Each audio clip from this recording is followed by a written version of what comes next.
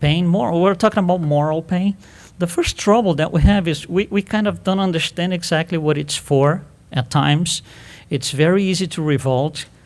Actually, Spirit Emmanuel tells us revolt is the same as incomprehension. They're synonyms. Incomprehension. We're not comprehending something, so we revolt, okay? But we need to understand the meaning of pain. So let's start easily. Think about physical pain. So I hit my arm and I break my arm. If it didn't hurt anything at all, nothing at all, I would just keep working and doing things with my arm, and you would, break more parts, and to a point where you would dismantle the entire thing. That's what pain is for. If pain is an alert signal saying you got to stop because something happened. Stop, and then let's work on it. That's what the physical pain is for. The human body is wired with that purpose. So physical pain is kind of easy to understand. Medicine understands it very well. Now, moral pain is the same. It has the same concept. It's an alert. Something that I'm not doing right came up, and I'm having to go through that. And depending on how I take this pain, if I insist, like my arm, if it breaks and I insist, it's going to be a lot worse. When I have to go through one of these moral pains and I insist on not paying attention, I'm going to suffer by choice, not by design, by choice. So pain has a meaning. What is the meaning of the moral pain? If we go back in reincarnation that we just saw, we just talked about it. For me to be able to do my part on creation, I have to clean myself, morally speaking. So all the wrongdoings that come from the past have to be offset one way or another. When I offset these, if I could put a collection together of all the wrongdoings that I still have to offset, if I could make a list of all of them, it would be something tremendously long, very long. We wouldn't be able to say, on my next life, I want to offset each and every single one of them.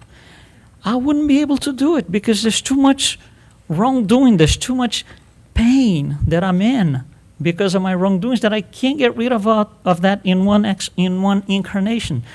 So I need several incarnations to discharge this pain. I need several physical bodies. One physical body doesn't let me discharge all of that. I need several of them. So I need several lives. So pain and reincarnation, they go together. They need to be together. Every incarnation is a little bit of my pain. Our pain is being financed by the divine bank. It's being financed. When you go to buy a car, okay, you go to a bank, for example, you tell the manager, I need $20,000 because I want to get a car. Okay, you get the $20,000 and you're going to pay this in installments.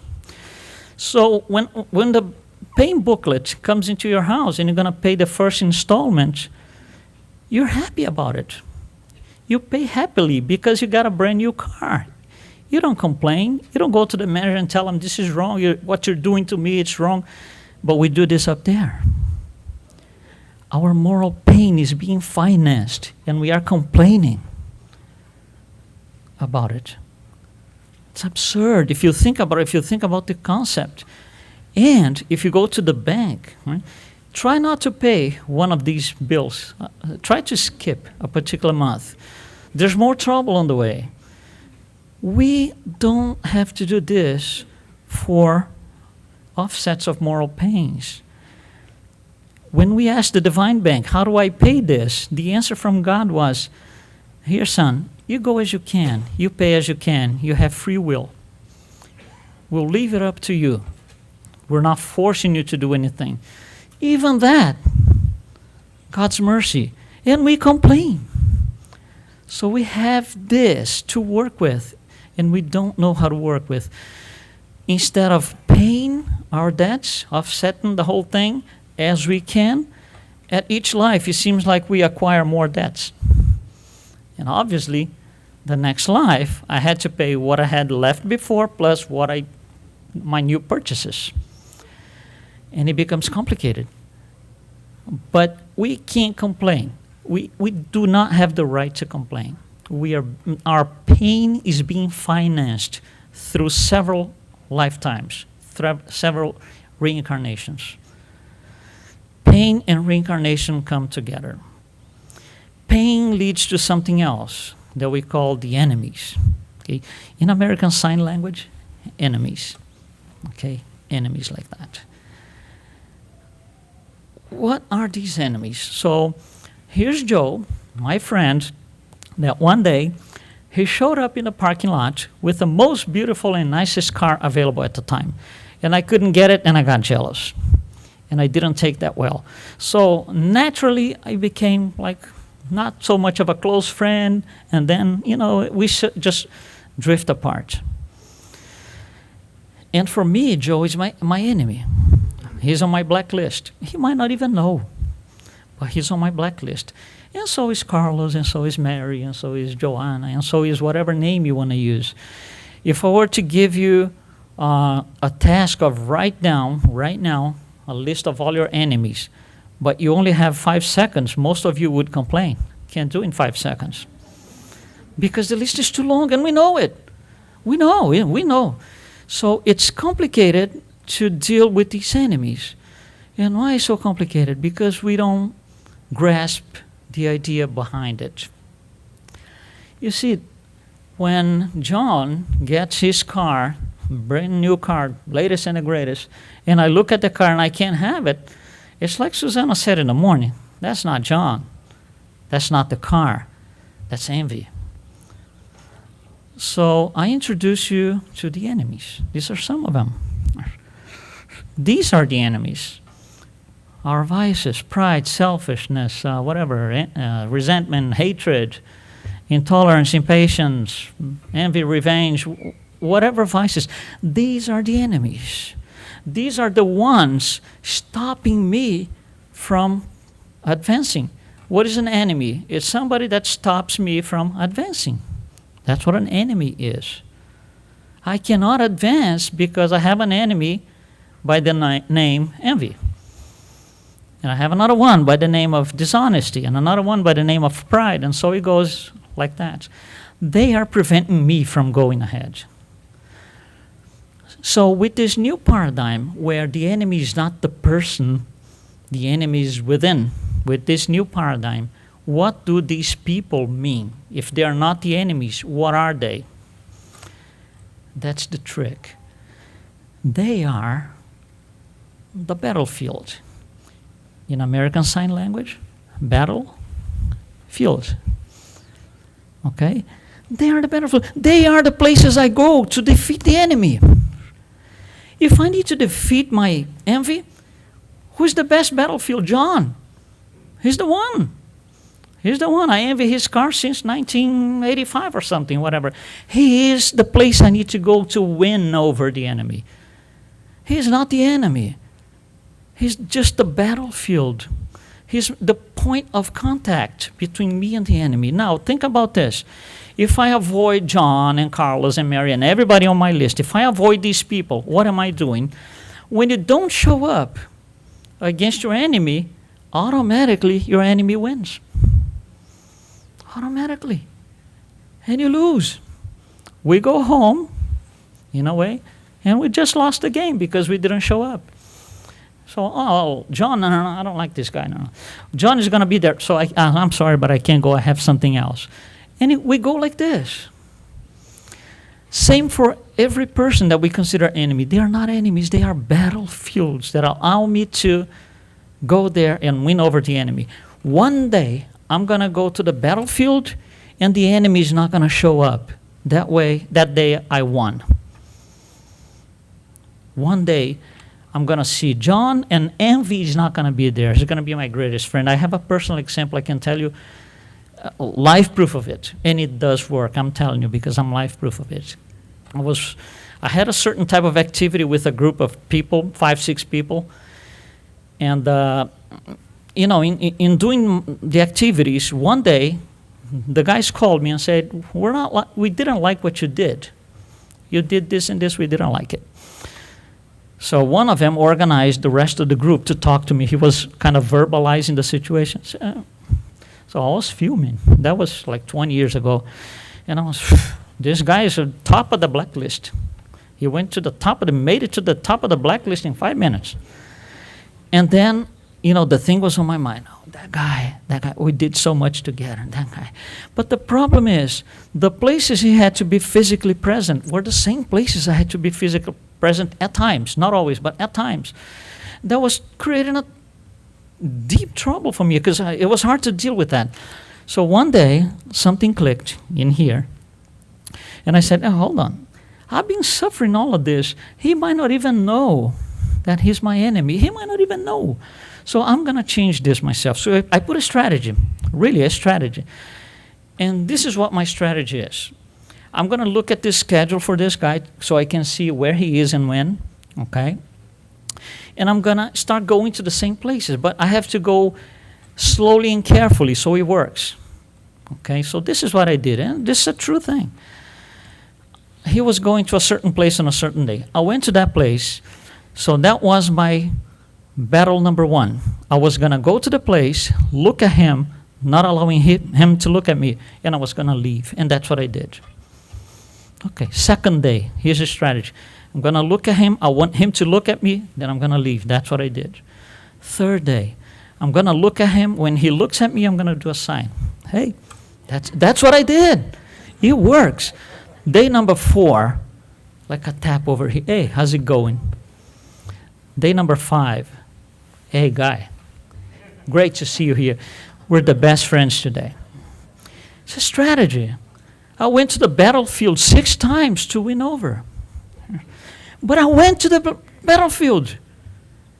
I was losing the battle every time I avoided him, talking to him, looking at him, being on the same place. We got to go to the battlefield. And we are going to win. And I did. So we're great friends today. It's a matter of understanding. It's a shift in the paradigm. They are not the enemies. They are the opportunity to win the enemy. So thank God for them in our lives. Okay, that was said in the morning as well.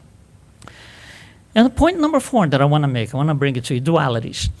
Instead of explaining dualities and give you concepts and nice words, no. Let's go by example. Life and death. This is a duality. For example, regardless of a belief system, if you're alive, you're not dead. If you're dead, you're not alive. But one does not exist without the other. Heaven and hell, regardless of belief system. If you're in heaven, you're not in hell.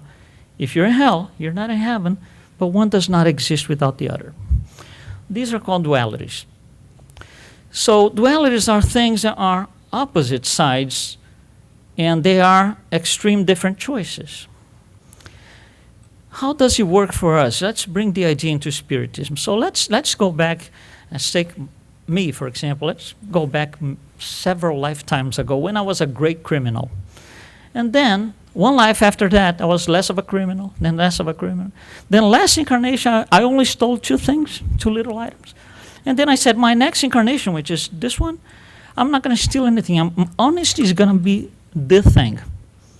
I'm going to be as honest as anybody can be. So here I am.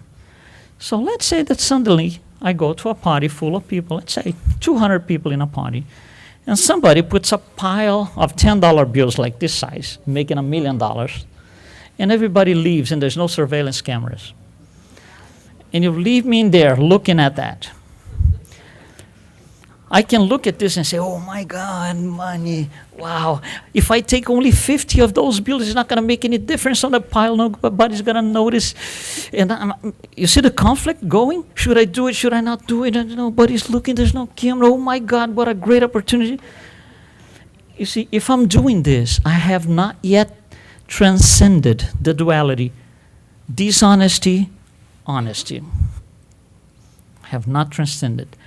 Because if I had transcended that duality, my attitude was going to be something like this. Wow, somebody forgot a ton of money here. We got to look for the owner. They should be desperate looking for this money. When I get to this point, I transcended the duality, dishonesty, honesty. It doesn't even occur to me. It doesn't even cross my mind that dishonesty was something possible. Here's another one. Let's say several lifetimes ago, I was a tremendous drunk guy. And I drank everything that was possible, and I keep drinking less and less and less. So my last lifetime, I said, on the next one, which is this, no alcohol, period. So here I come. Everything's going well. I'm invited to a party. Julio puts in here, right, the most desired bottle of whiskey and the most expensive bottle of whiskey in the planet. He puts in here, everybody leaves. No surveillance cameras. And I'm going to look at this and go, oh, my God. Oh, should I could just do this. Oh, my God. This is fantastic. I'm in heaven. This is the most desired, the most expensive bottle of whiskey in the planet. If I'm going through this, if I'm going through the conflict, I have not yet transcended the duality, alcoholism, sobriety. Because if I had transcended that duality, my attitude would be something like this. Wow, this is the most desired, most expensive bottle of whiskey in the planet. I have some friends in this party. If they see this is going to be a total disaster, let me put this away. Then I would have transcended the duality, alcoholism, sobriety. It didn't even occur to me to do something with this for myself. So what happens when we go along working with these dualities and killing them? Winning over the enemy. Because you see, honesty and dishonesty. Dishonesty is the enemy. One day I want to win him over. When I win, okay, and dishonesty is no longer a possibility, this is no longer a duality because I don't have two sides anymore. This is called the truth. This is the truth. Know the truth, and the truth will set you free. Free from what? From the conflict, from the duality, from the should I do, should I not do. Honesty is honesty. Sobriety is sobriety. Tolerance is tolerance. You don't need the intolerance. You don't need the impatience. You don't need the vice side of the duality. We only need the virtue side of the duality. But that's another problem, because very often we seek for people who have virtues that we don't. For example, I go to a place and I look at people, I look at all of you, and I'm going to say, oh, I'm going to sit there because that person, I love that person. He's so calm, he's so patient. And I go there, and it's fine. There's nothing wrong with that. But why is it telling me I don't have that in me? I'm seeking for that virtue still. I still have to deal with the duality, patient, impatience. And that person might help me. You see, by going there and sitting by his side, her side, is not going to make me patient. It's not going to fix the duality. I can use that as a reference. Okay? We have the biggest reference of all, Jesus Christ. He's the biggest reference I can look at. But just by reading the gospel, even by being physically with him, you wouldn't have fixed it. Because it's internal work. It's the inner transformation. I can use him, her, or whoever as a model, but that doesn't change me. Seeking virtues in other people should be used as a reference, not as an endpoint. Oh yeah, now I'm patient. Now I'm tolerant. No, that's not going to happen. That's not what it is. And the third idea about dualities is, how do I completely dismantle these dualities? So I spoke about two here: dishonesty, honesty, alcoholism, sobriety. How do I dismantle that? So I want to bring you an idea, which I do very often. I want you to think about the sun. We're going to use something that's in the physical world because we have a little bit more, it's easier for us to think about it. So we're going to use an analogy. Although we don't put our hands on the sun, but it's something physical that we can look out and see it. So think about the sun. You don't have to answer, okay? But I'll give you time to think. 10 seconds. What time, and I'm going to count in ASL, American Sign Language. What time is night at the sun? 1, 2, 3, 4, 5, 6, 7, 8, 9, 10. What time is night at the sun? Answer: it's never night at the sun. hopefully everybody agrees. It's never night in the sun. So the next question is, why not? Why not? We know it's never night at the sun. Why not? The best answer that I could come up with is because the sun is the source of all light. Not some light, not a couple of rays. The sun is the source of all light. When am I going to be in peace? When I am the source of all peace. Not when two guys in suits sit in a palace and sign a bunch of papers, because we have done that 10,000 times in history and it didn't work. When am I going to be tolerant?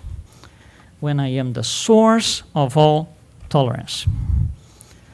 When am I going to be patient? When I am the source of all patience. I have to be the son of all things. That's the goal. That's the inner transformation. Inner transformation is start working on all these dualities, vices on one side, corresponding virtues on the other side, and dismantle them, being the source of the virtue.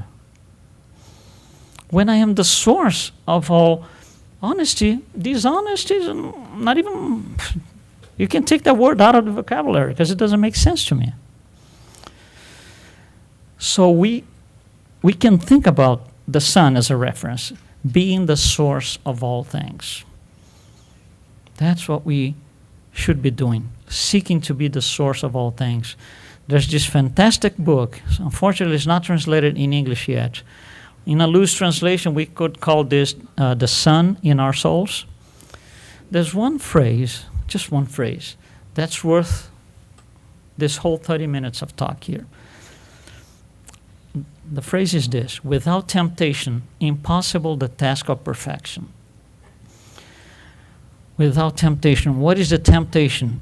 Is being placed in a situation, remember, second part of the answer to the purpose of incarnation, being placed in situations where I have to make a choice, and I'm being presented with both possibilities. And if I still see the second possibility, I haven't transcended that duality yet. When I have transcended the duality, there's no duality, there's only truth. And that sets me free. That's the only thing that sets me free, truth. Know the truth, and the truth will set you free. So without temptation, field, I have to set an appointment with my enemy, which are my vices, in the battlefields. So let's say that I decide, I consider myself to be pretty, impatient. And I'm going to work on this seriously. Okay, who is the person that I can't stand? When he's 10 miles away, I feel it. Who is that person? What's his name? John? Okay. John is not the name, it's the nickname. The name is impatience. The name is intolerance. Mary is the nickname. So what is the nickname that's going to allow me to work and win over? I want to go to the battlefield. That's something we can do. And I'm telling you, I'm living proof of it. It works. We just have to put a strategy. Now, on this strategy, there's one thing we need to be very careful about. Let's say, for example, that I don't like the person. The example that I gave was because he got the car. Okay, so let's say that I'm going to go back and work with this. So what was my first approach? Remember, I go and look at the person and leave. He's not going to see me. So, you see, there's no sense in going, oh, here he is. Yeah, but the car is out there still in the parking lot because I saw it. That's not it. The strategy is being applied wrongly. I can't go in there to emphasize the problem. I have to go in and say, oh, he's in a party. He's drinking some Coke and eating some chips. Oh, yeah, it's a human body. He needs to feed himself. And I leave. Don't feed the enemy. I still need to go to the battleground, not to feed the enemy, to win over the enemy. And I'm going to win one at a time. It's possible. Try and you see. Battlefields, that's what they are. Battlefields, enemies. Okay? Thank you very much. Enjoy the rest of your day here.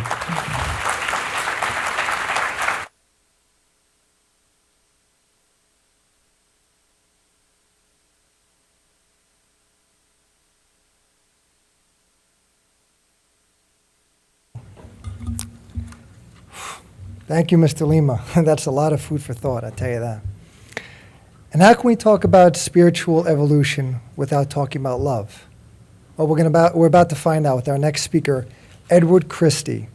Love, the driving force of the universe. Born and raised in Brooklyn, New York, Edward has been involved with Spiritism for more than 20 years and is an active member of Inner Enlightenment Spiritist Society in New York. Edward is also a classical trained pianist and has given lectures and talks about Spiritism and music around the country. Edward is the president of Fraternity Without Borders US, a nonprofit organization that has projects helping children and their families in Brazil, Madagascar, Mozambique, and Senegal. Edward?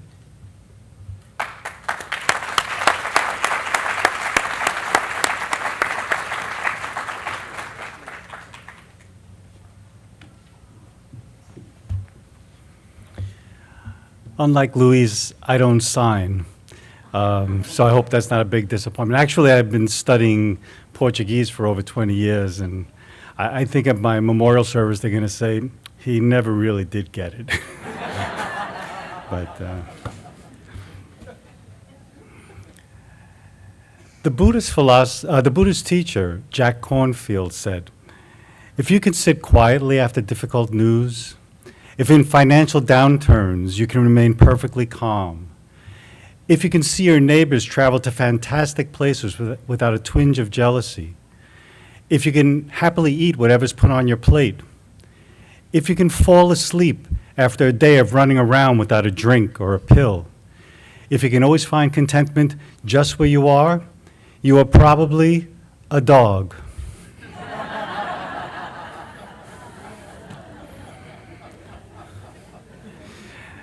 As far as we can tell, dogs are happy to be just what they are. Dogs don't look for meaning or ask questions or wonder, what am I doing here? When we humans look at ourselves, we're restless. We ask why, look for meaning, and wonder, what am I doing here? One reason Jack Kornfield's observation is amusing is because we share a lot of similarities with dogs. Dogs have feelings and affections and can give up their lives to save their offspring. We can call these a kind of primitive love. But human nature is capable of more than instincts and affections. Unlike dogs, we can make real, life-altering choices. No eggplant, elephant, or electron strives to be better than it is. Human beings are a work in progress. In his book, Life and Destiny, the Spiritist philosopher Leon Denis writes, all the powers of the soul can be confined to 3 words: to will, to know, and to love. Let me repeat that. All the powers of the soul can be confined to 3 words: to will, to know, and to love. The power to will is given to our conscience. Our conscience guides our actions, telling us to do what's right and avoid doing what's wrong. The power to know is given to our mind. Our mind searches for what's true and what's false, what to believe and what to doubt. The power to love is given to our heart. Our heart awakens us to our inner self, our innermost self, the self that's more than our thoughts and beliefs and choices. With these 3 powers, we have the means to become something more than we are today. We can choose right action, search for truth, and awaken to the deep reserve of love that's in each of us. Earth is our home, but we're not entirely at home on Earth. Earth is less a home and more like a hotel, a place we stay a while. Imagine yourself on a journey, stopping at a hotel and loving the hotel so much that you give up on your destination and decide not to leave. The hotel's good and provides for your needs. I have to be partial to jacuzzis, but you didn't travel to end up in a hotel. While you're lying by the hotel pool and thinking about your destination, you're living with the contradiction between having real satisfaction while you're surrounded by things that only give temporary pleasure. Yet, having real satisfaction doesn't mean giving up temporary pleasures. We're meant to use the good things in this life with simplicity and gratitude. If we're afraid to get pleasure from the good things in life, we'll live a negative life. Instead of finding value in the world, we spend our time knocking down evil, focusing on what's wrong, watching for temptation at every turn. There's nothing wrong with this, but if all we do is avoid the bad, we'll miss the good.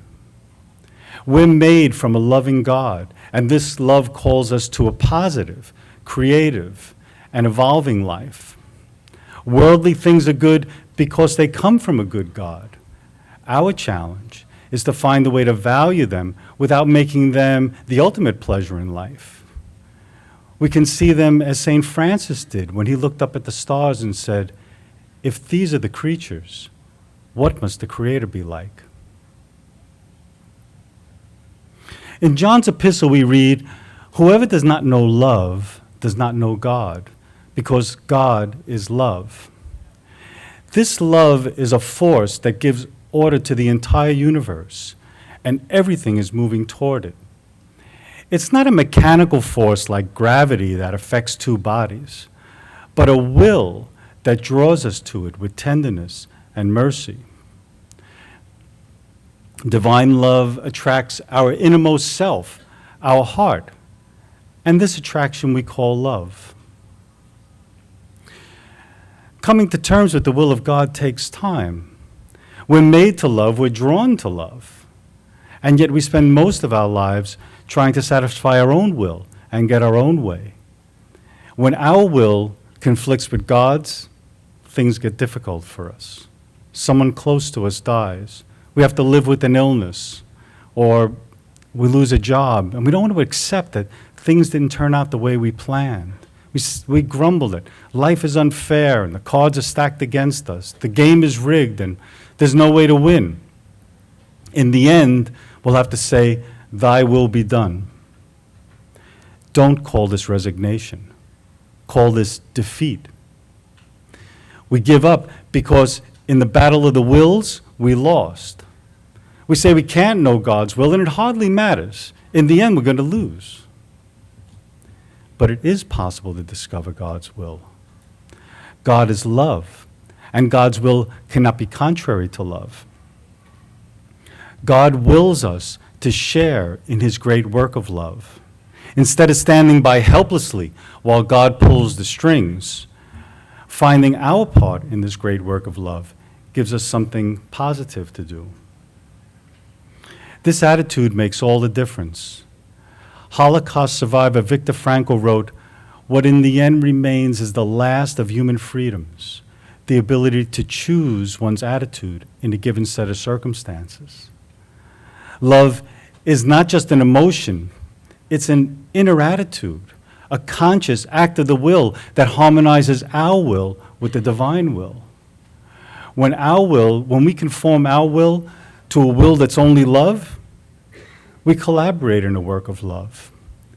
We act true to our nature, freely and consciously, and face whatever comes with a trust in God's loving will. St. Francis found this inner attitude, but it took him some time. As a young man, Francis wanted to be a knight. It's true. Our president always says it's true, but this time it's really true. He wanted to be a knight.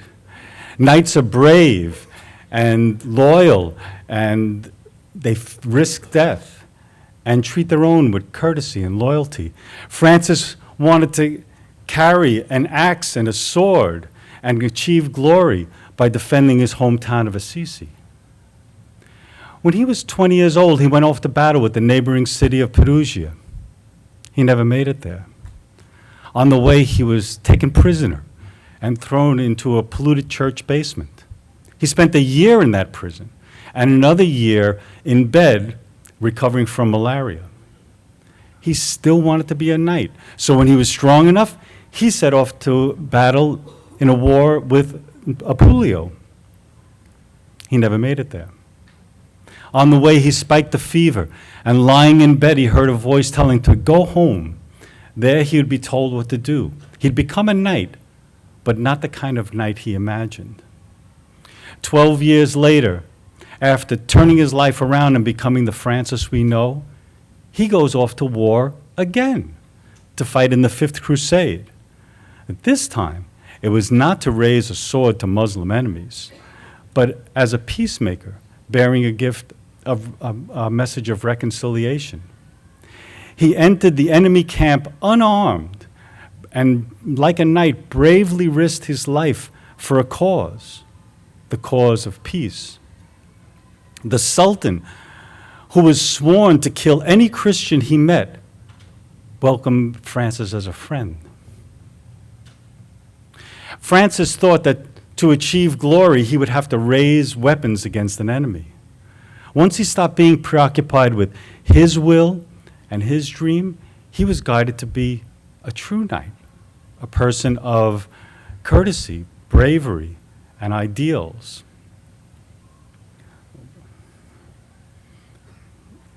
He placed his trust in God's will, and God made Francis over from the inside. God's will became his will. God's love, his love. Francis still had his character. He still wanted to be a knight, but he no longer took his identity or found his identity in his dream. He found his identity in something that was true and lasting. He found his place in God's work of love. Unlike Francis, we're more like the mountain climber who had almost reached the top of the mountain when he slipped and fell. Hanging over the edge of the cliff, he said, "Help! Is there anybody up there?" A loud, deep voice answers, "This is God. Let go, I'll catch you." The climber thinks for a minute and says, "Is there anybody else up there?"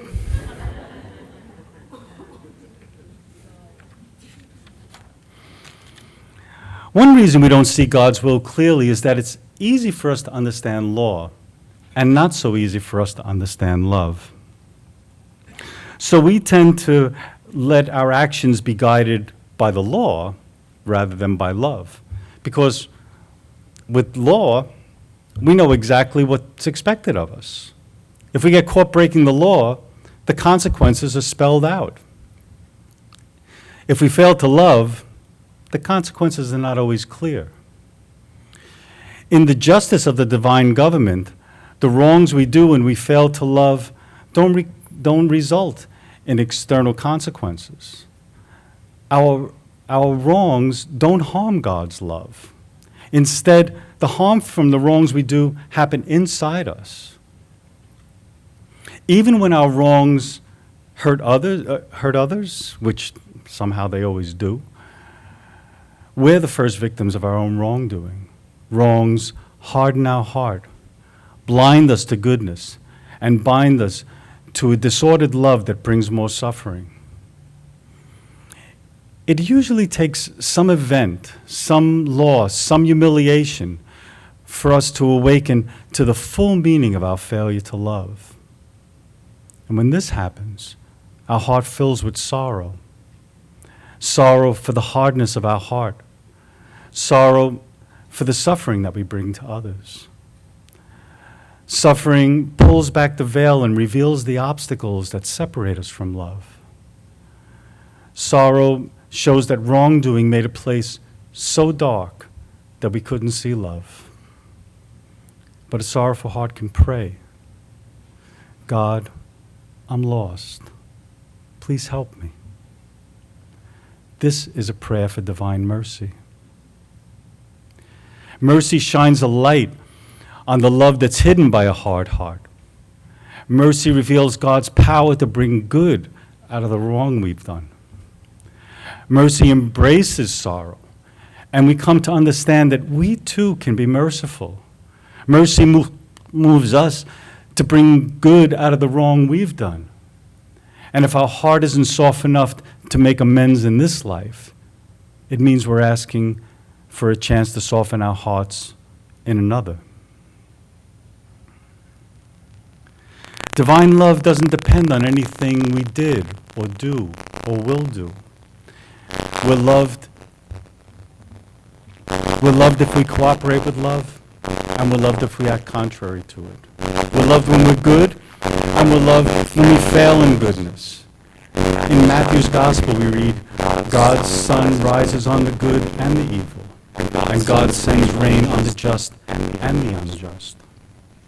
Divine love doesn't need for us to be good. Divine love doesn't depend on our performance. It's not conditional on our actions.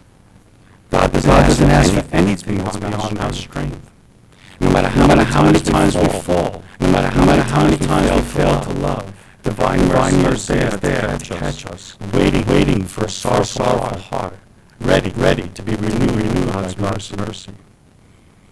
In his letter to the Romans, St. Paul writes, For I am convinced that neither death nor life, neither angels nor demons, neither fears for the day or worries about tomorrow, not all the powers of the world can separate us from God's love.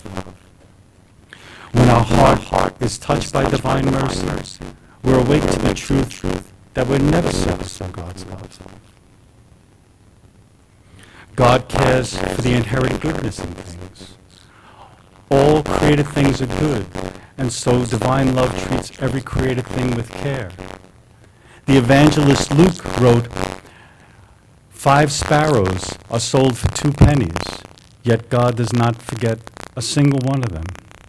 There's not a creature so small that God doesn't lovingly care for it and provide it with all it needs. If we treat created things with indifference, carelessness, or violence, we've harmed the good. If we're sad because we hear someone praise the good in another, we're unjust to the good. If we use words to blacken someone's reputation, we've cursed the good. If we say someone is irrational, ignorant, or unlovable, nothing we say can take away the person's human gifts of reason, intelligence, and the capacity to love. We've done nothing but harden our heart to the good. We tend to be on the lookout for faults, and this makes it hard to see the good. We hope eliminating faults will create a better world, and this is true. But when we think that progress in the world is slow, we can be sad. But St. Thomas Aquinas has a happier way to look at the world. To be pleased with the good, always, everywhere, and in every creature. Think for a moment about living in a world where this is our attitude. To be pleased with the good, always, everywhere, and in every creature. This way, the better world we want is already here. To be pleased with the good doesn't mean to ignore faults. It means to put faults in perspective. When faults are out of perspective, we can go on and on talking about them. And with every word that underlines a fault, we move farther and farther from the good we hope to bring about. When we're pleased with the good, we put faults in perspective.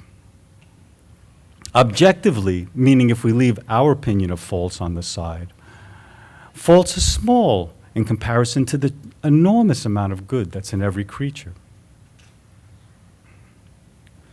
Faults are blemishes on the good, but they don't take away the good. A house with peeling paint and a broken window is blemished, but for all that, it's still a house. If we can't remove the blemishes, the house still has value. Its purpose is unchanged, and its usefulness is unharmed. Virtue starts with seeing the good. Before we can be patient, generous, compassionate, and merciful, our heart is pleased with the good. Being pleased with the good makes it easier to love. We're feeling that we have to eliminate faults in order to get to the good, creates obstacles. To be human is to have faults. To be human is also to be blessed with a tremendous amount of good. To love the good, if we fix our attention, if we fix our attention on what's wrong with the world, the good goes out of focus. If we point our lens at the good, faults are no longer the subject of the picture, but only a small part of it. We live a simple, heartfelt life, one where love can make a home, even if that home has peeling paint and a broken window. Love's home is in our heart, and the home we make for love depends on what we value. We value what we love, and we love what we value. As Christians, we aim to value what Jesus values. In his letter to the Philippians, St. Paul said, "The attitude you should have is the one Christ Jesus had." Jesus' attitude shows us what it means to be fully human, what it means to live a human life. Jesus valued the inherent goodness in creation. He valued the sinner. He valued the weak. He valued the adulterer. He valued the criminal. He valued the outcast. He valued the poor. He valued the sick. He took care of the good he found in the world. Wherever there was good, he found it, valued it, and loved it. Jesus' ministry didn't aim to teach us the finer points of religious law.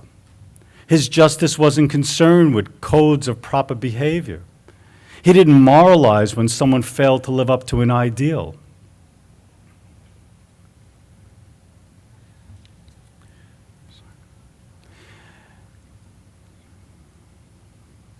Jesus taught that people are more important than law, and that law exists for people, and that people didn't exist to obey the law. And he valued people by respecting their limits. He didn't condemn them for their frailties. He accepted what they could do. His closest associates barely understood him, and yet he loved them just the same. He looked straight into their heart, their deepest, innermost self, and there he found love and true value.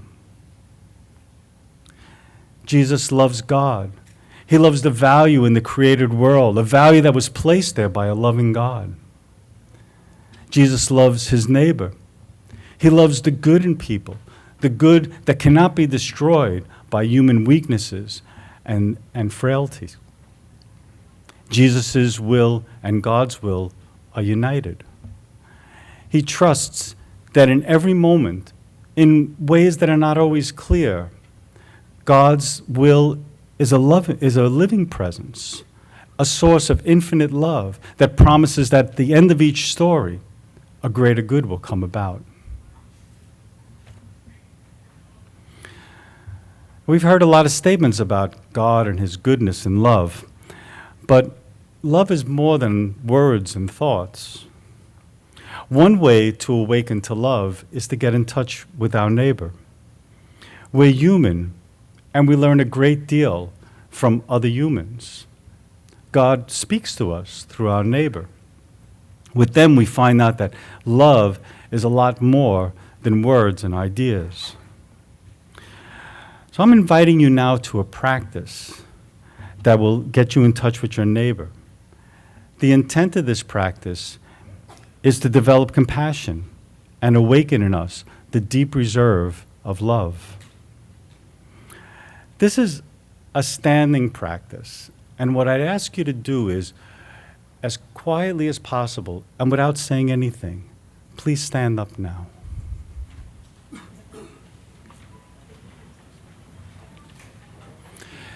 You'll need a partner for this practice, so turn to someone who's next to you. You don't have to say anything to this person. Just find a partner. Your partner could be someone that you know, or it can be someone you're meeting the first time. Face your partner and find a relaxing way to stand. This practice will take a few minutes, so find a position that's comfortable. Let yourself be quiet. Take a breath or two.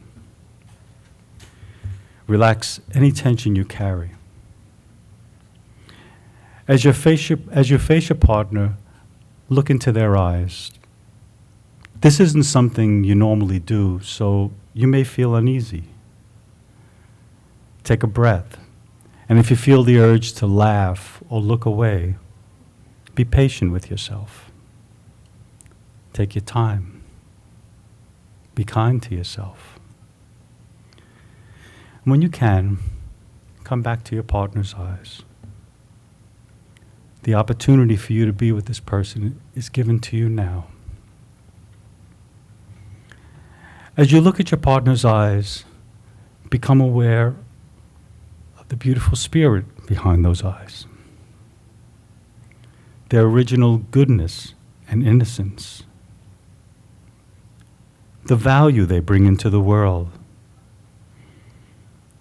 Behind those eyes are gifts and strengths and great potential. See the goodness and value that's just behind those eyes. As you see the beauty in the spirit of your partner, sense the gifts that are there. Observe the immense amount of reserves of courage, intelligence, patience, endurance, generosity, and mercy. Recognize the inherent value in your partner. See the original goodness that has been placed there. What you're experiencing now is the love and tenderness that's there in each of us. The love and tenderness that we were created from.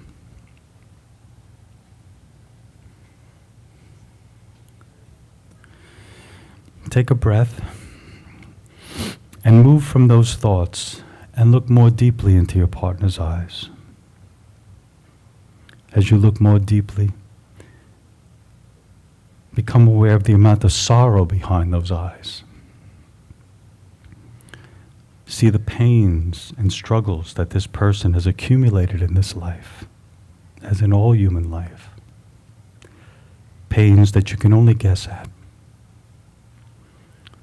Their disappointments and failures, losses and loneliness, hurts and sorrows. Open your heart to the hurts that he or she may never have told another person. The hurt locked deep in their heart. You can't fix the pain, but you can bear the pain with courage and tenderness. Imagine your partner as a hurt child, how you would naturally reach out to comfort it. What you're experiencing now is the heart of compassion, a compassion that has the power to heal the sorrow in the world.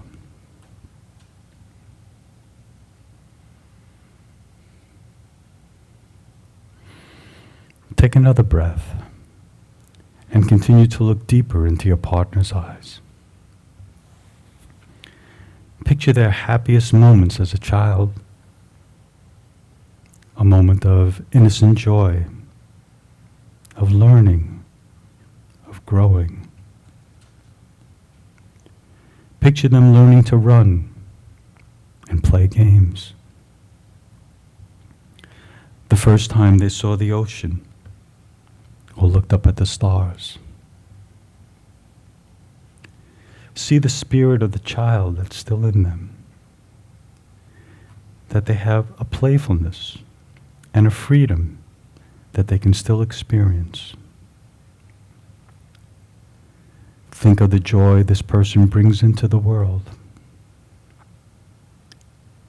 their capacity to feel joy and create joy. Feel your own joy as you become aware of the joy your partner feels. What you're experiencing is the human capacity to share joy. Value this shared joy as you would a gift that you've waited a long time to receive.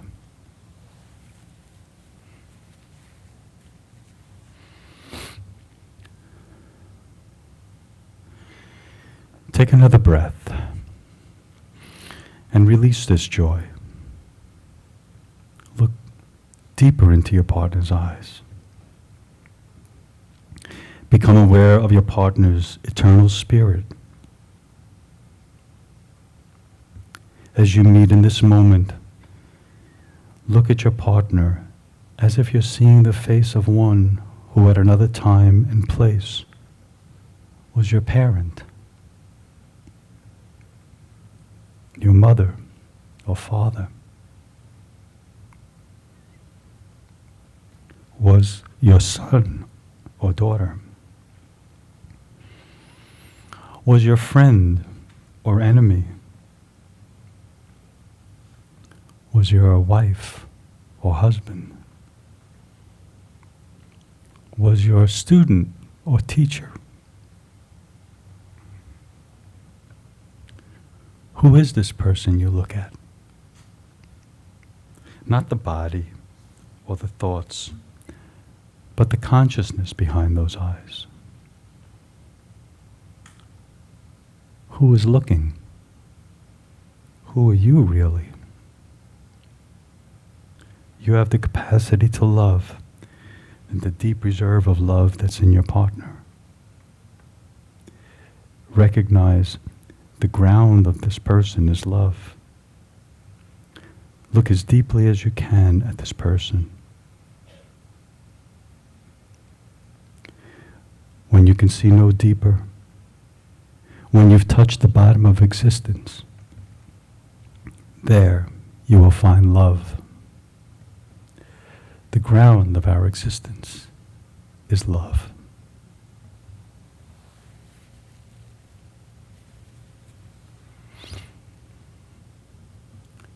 Now gently close your eyes.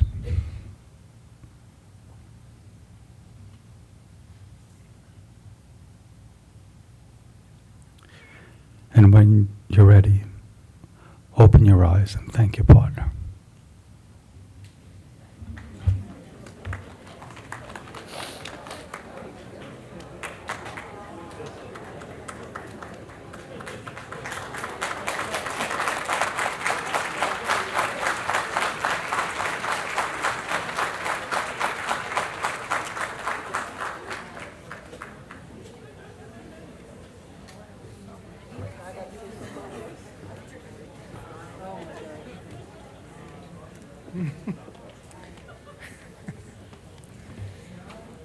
Wow. I can't get Katie's face out of my head right now. That was wonderful, Edward. Thank you very much.